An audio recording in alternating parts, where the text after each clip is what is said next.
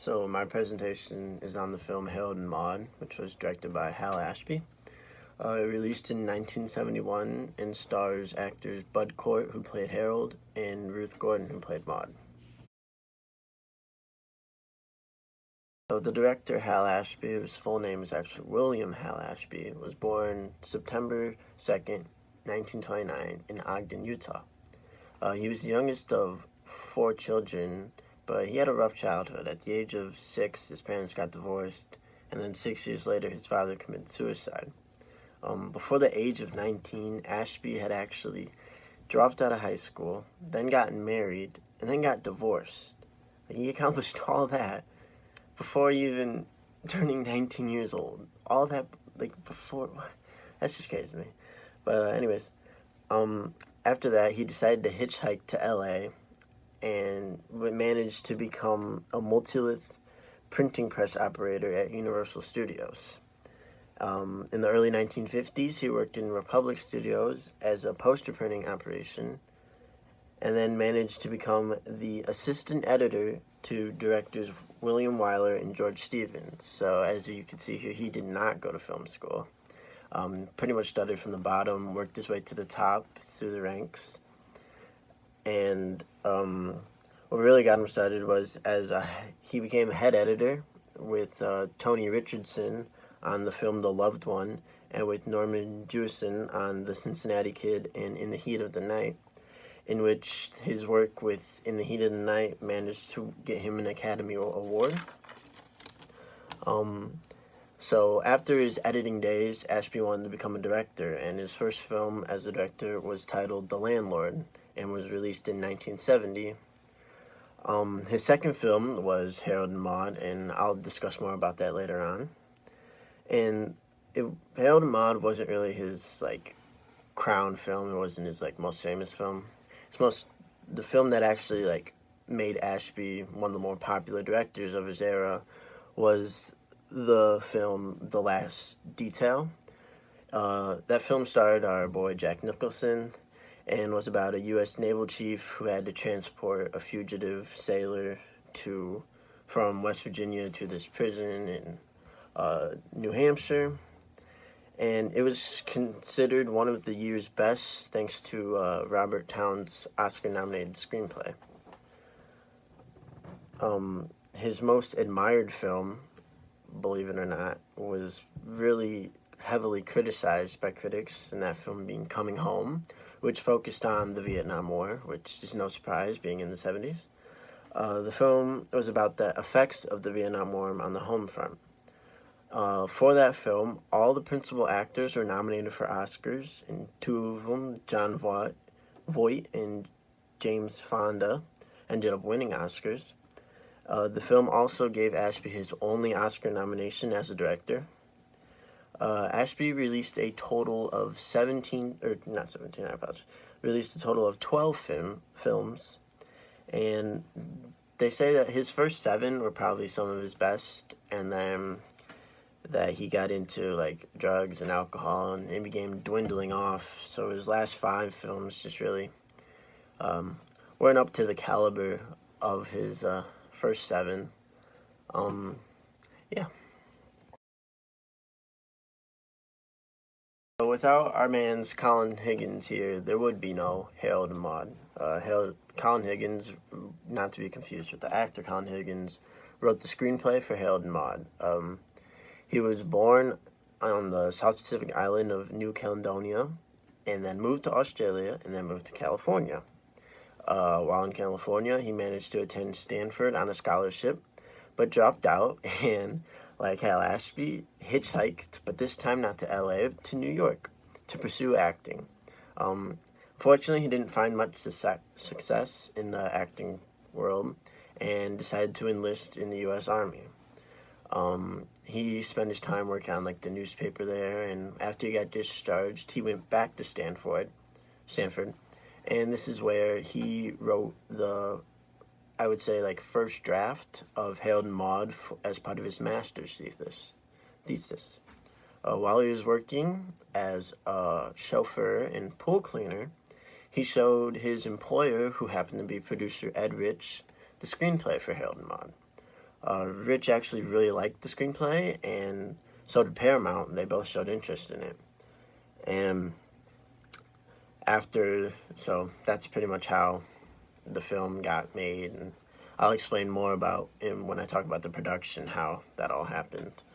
So after all that, Higgins also wrote a stage version of Harold and Maude, which you could see the playbill for on the right there, which was really famous in Paris for 7 years.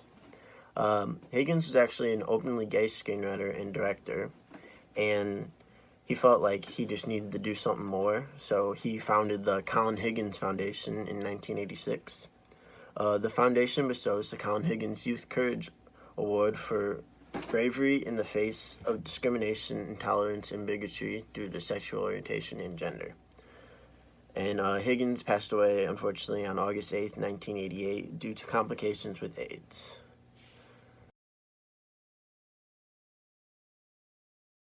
So next up we have Cat Stevens here, who actually wrote all the songs that are played in Harold and Maude.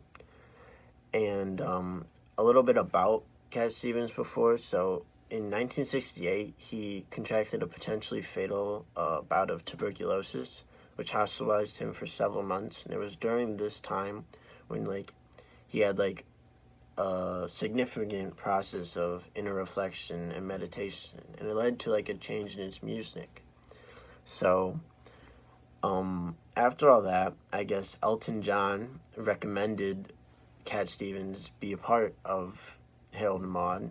So Ashby contacted him, and originally Cat Stevens did agree to write the soundtrack for the film, but then later on he decided to change his mind, and Ashby was like, wait, no, please don't, and flew all the way out to Paris to meet with Stevens, and he was able to convince him to stay on, and he did write the soundtrack. And so the music in this film, I feel really does a good job of setting the tone and keeping the vibe. The song "If You Want to Sing Out, Sing Out," that the one scene where Maude's playing it on the piano, and she wants Harold to join in, but this is where Harold's still his shy self. He hasn't really broken out of his shell yet, and I just feel the music just fits the whole vibe of this reckless young 20-year-old boy meeting this reckless elderly woman,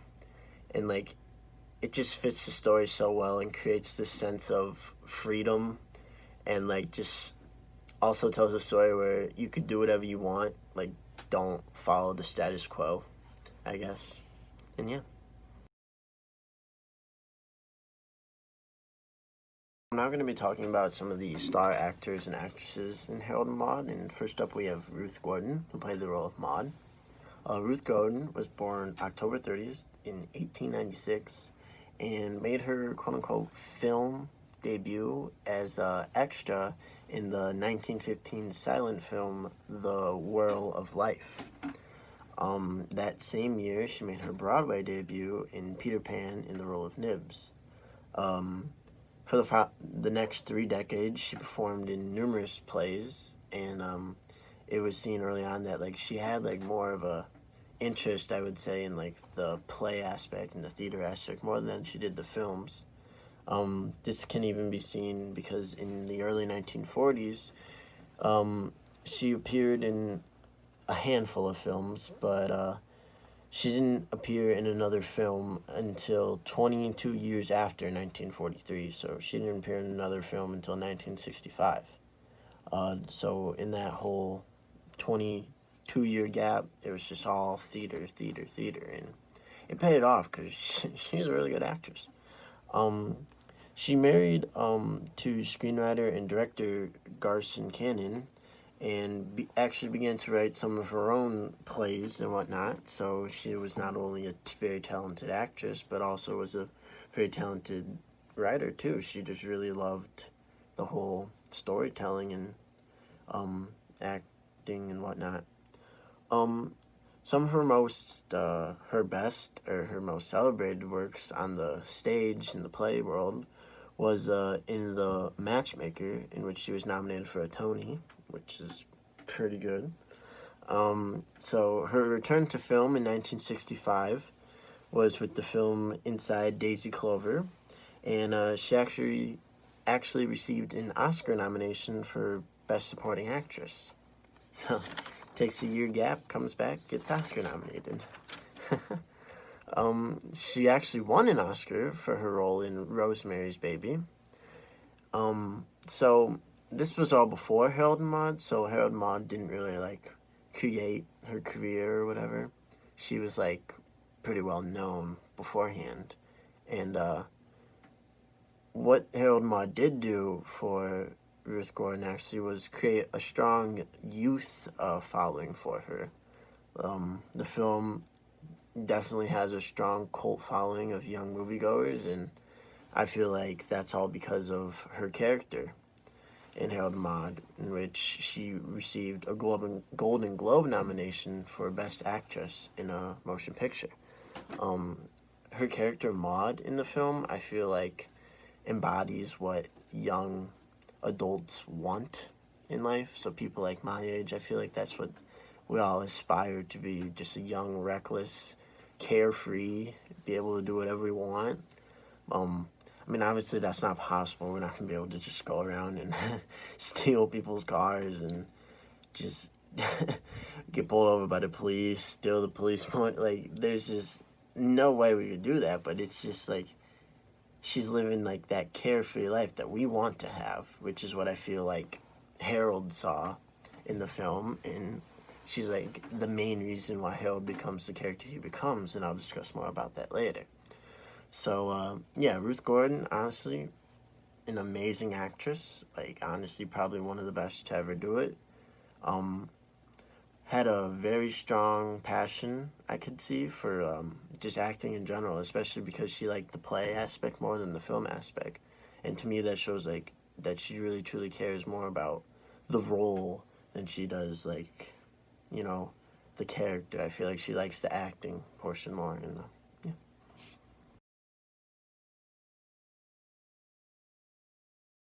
Next up, we have Bud Cort, who played the role of Harold.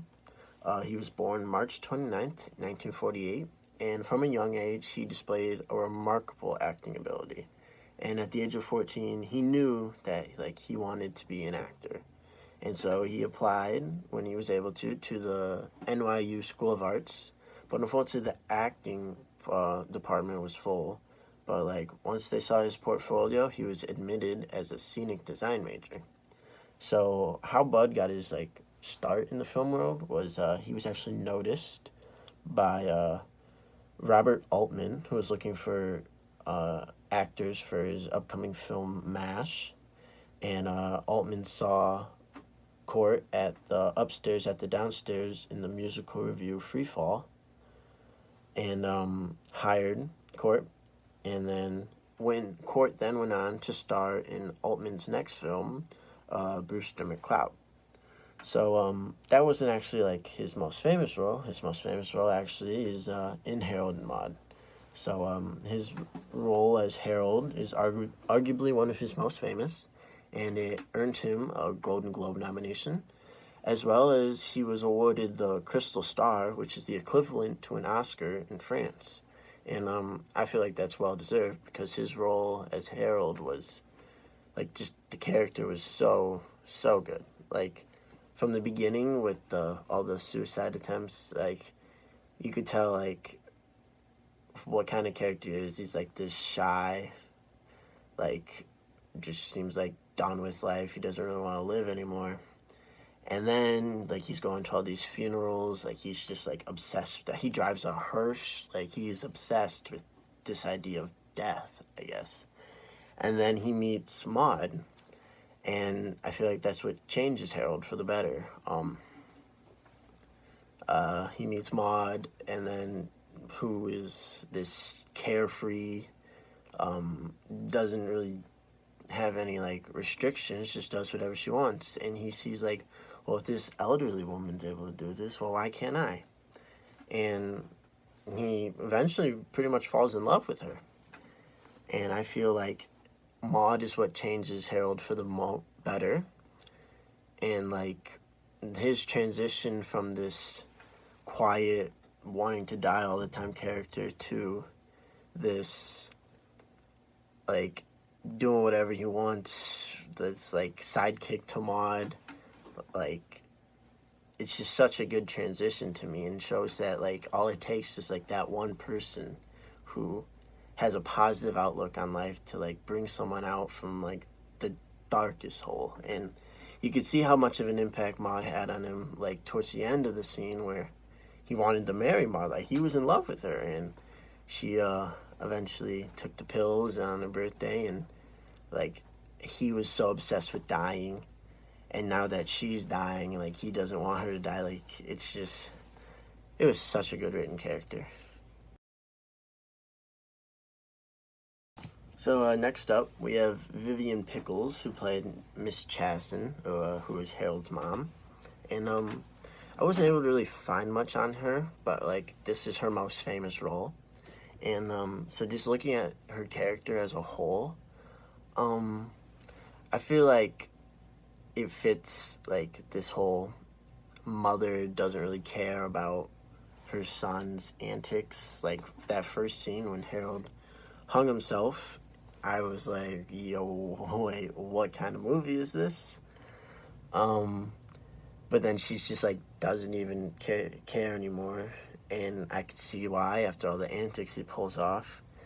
But you could see that she kind of wants the best for Harold. Like, she wants what's best for him, but, like, I feel like she didn't put in, like, enough effort towards that. Like, that whole, like, online, like, the first generation of Tinder thing, like, with the online dates. Like, when she had him filling out the like, interests and whatnot, she wasn't even, like, asking out. She was just filling out on her own personal opinion.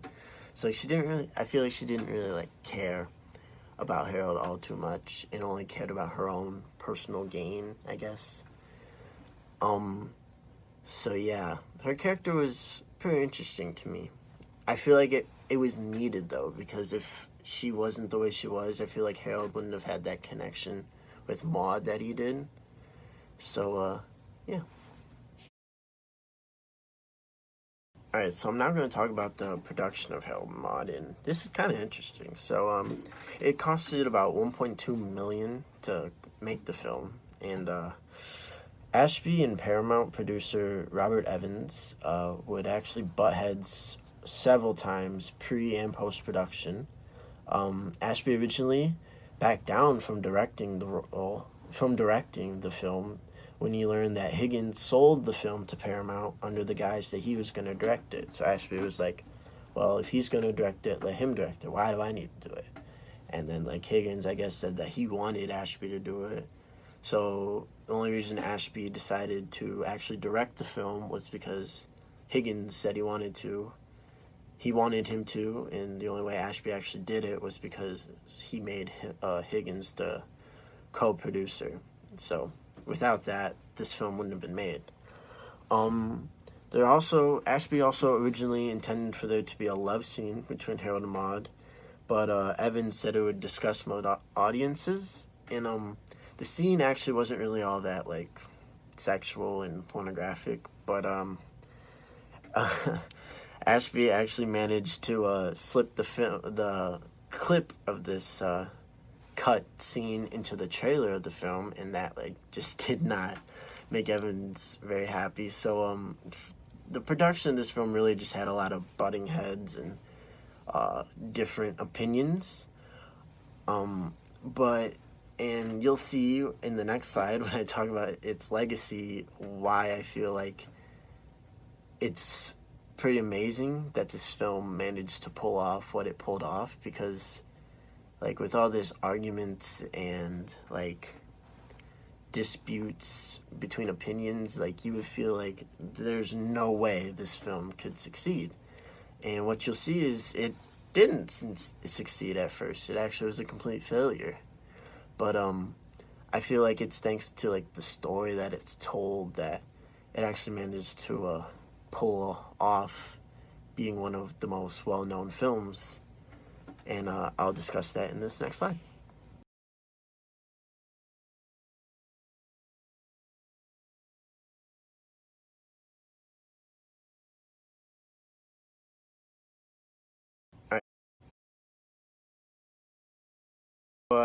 Harold and Maude's legacy. So, as I sort of mentioned in the last slide, it was a box office failure. This movie did terrible.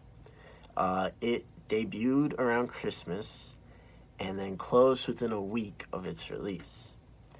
Um, yeah, it did not do good, like at all. And it's apparently said that Paramount poorly marketed the film, like it left out all the parts of the romantic aspect of the film. Um, However, despite its rough start, Harold and Maude was able to bounce back, all thanks to the young moviegoers, and I completely understand this, because like this film, I'll explain more about it the next time when I talk about my opinion. But like, I feel like its target audience is really people around my age. Um, so the film saw a lot of success in younger audiences, as I said, and this actually led to Paramount to re-release the film in 1974 and 1978. As I said earlier, it was nominated for 2 Golden Globes for the roles of Harold and Maude, and it was named to the National Film Registry in 1997. So this just really shows how it went from like a bust all the way to one of the best films. Like, and that's just really impressive to me how you could have so much faith in your work that like, no, this should do a lot better if it's portrayed the right way and shown to the right audience. And that's just, to me, shows true faith in your work, and I really like that.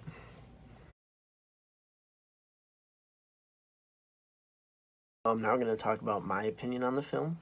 So I actually watched this with my grandparents while I was home for Thanksgiving, and they had never seen it before either. And they were alive when this film came out. But they were in their like early 30s, so I could understand why they never heard of this film, because I feel like it's really directed towards my age group. But anyways, I actually really enjoyed this film, and that's probably because I feel like I could relate to Harold almost in a way, where like he seems like this social outcast, and he finds like a group, not a group, but like an individual who has a good outlook on life and who's like a vibe he just really likes, and like it just changes him completely. And like with me, I feel like in high school I just like didn't really fit in per se. Like I had my friends groups, but I didn't like they had their groups, and it was like that whole scheme. But then I come to Grand Valley and I meet my friends here, and it's just like a completely different scene for me. Like I just like changed, and like so I like really related to this in a way. Not with all like the suicidal stuff, but like with the stuff that like the deeper meaning to like being alone and finding your light per se. Um, so my grandparents actually, when the film started, my grandma was like, "Is this like a murder mystery type beat film?" Because like very first scene, Harold's hanging himself, and I first thought like, "Yo, what kind of film is this? The main character's about to die."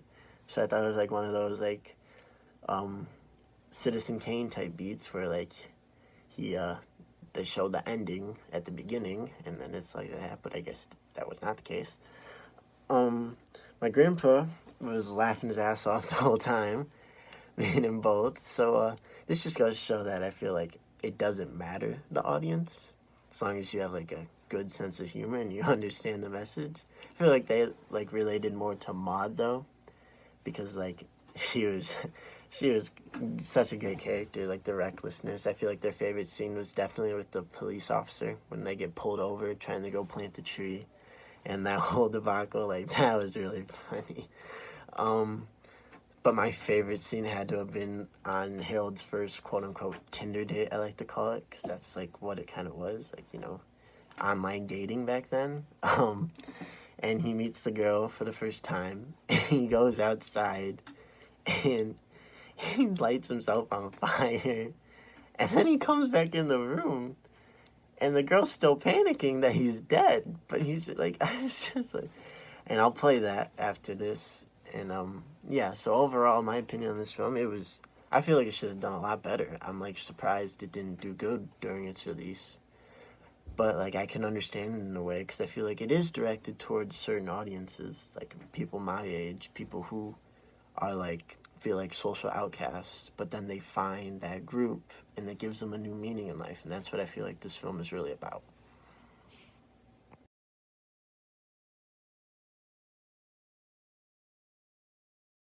Hello, I'm Candy Gull. How do you do? I'm Mrs. Jason. Do come in. Harold is out in the garden, Candy, but he'll be here in a moment. Shall we, sit down? Oh, there's Harold. Hello.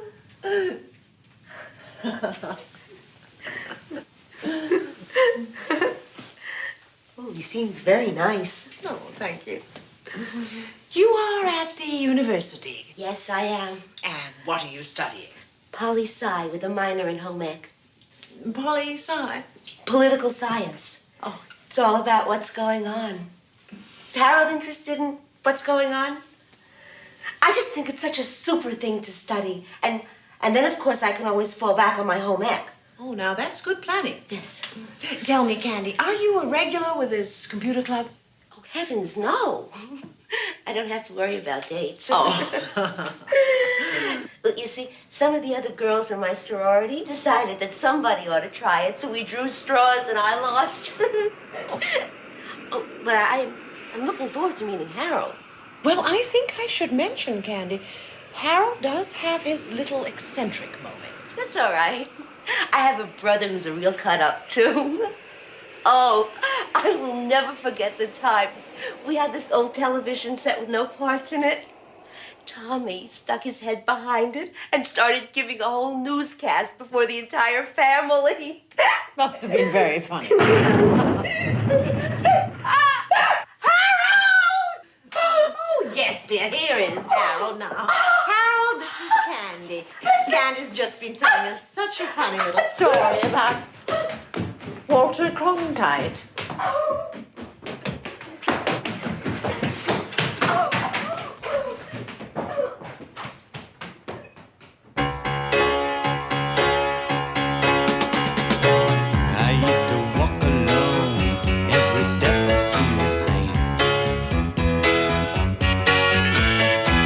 This world was not my home, so there